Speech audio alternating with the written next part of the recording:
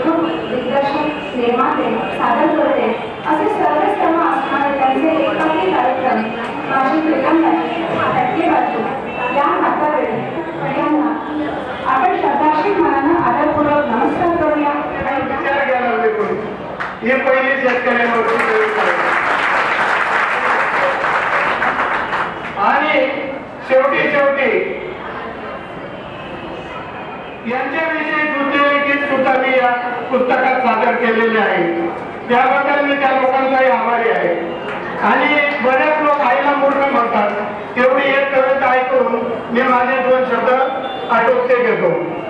तर बरेच मुलं म्हणतात मूर्ख आहेस का ग म्हणून, तर त्याच्यावर बघा, मूर्ख आहेस का ग मातेच म्हणून, माता बदलली मने कळवळून, गुन्हा केला का मी तुझं दूध पाजून, बसले आत्ता जेवाया वेळ मिळेल तुझा हगाया, जेवताना तुझं धुतले तरी कधी न येईल मग शितारी.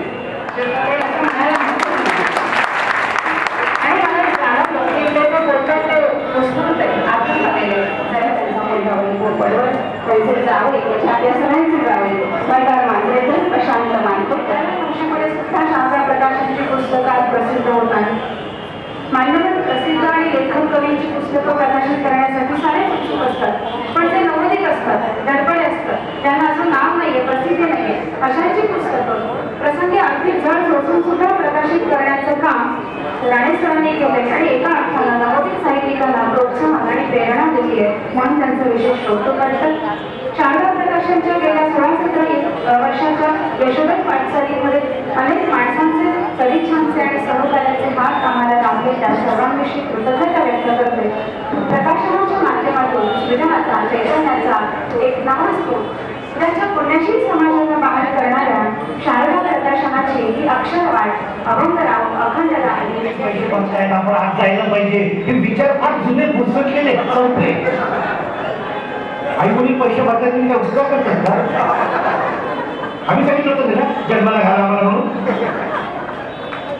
तो कॉलेजच्या अंगणात जातो खूप ना पिरियडला कशाला बसायला पाहिजे असं होतं. आम्ही आता चाललो शेवटी असं ठरलं वाया मीडिया काढला की अगदी न बसलं पण वाईट आणि 45 मिनिटं बसलं अशक्य.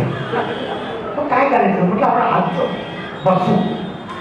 जर त्रास व्हायला लागला, मानसिक क्लेश व्हायला लागले, चालू वर्गातून पळून जायचं.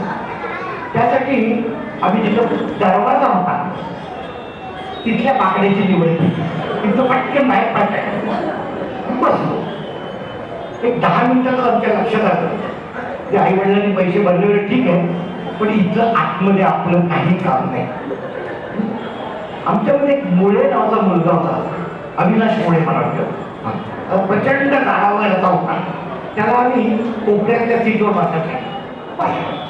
आम्ही त्याच्या बाजूला होतो आणि मग खाना खोडा झाला का ठिकाणी उठून पळायचं. त्याप्रमाणे तो पहिला उठला आणि तो बाहेर तो सोसाट पडला. दुर्दैवाने कोणाच्या दुर्दैवाने इतक्या वर्षात मला ठरवता आले नाही, पण दुर्दैवाने आमचे भाटे नावाचे प्रिन्सिपल होते. भाटे ते तिथनं चालले होते, राऊंड घेत होते. त्या काळी प्रिन्सिपल राऊंड घ्यायचे ऐका नवीन तिने बाळ समोर टाकलं. म्हटलं बघा कसं वाटतं. शॉनी ते चाललं म्हणलं बेकार आहे. एकदम काय शब्दात ऐकलं बेकार आहे. तुम्ही शॉला विचारलं तुम्ही कधी केलं कविता, तुम्ही केलं का कधी कविता? नाही मी नाही केली.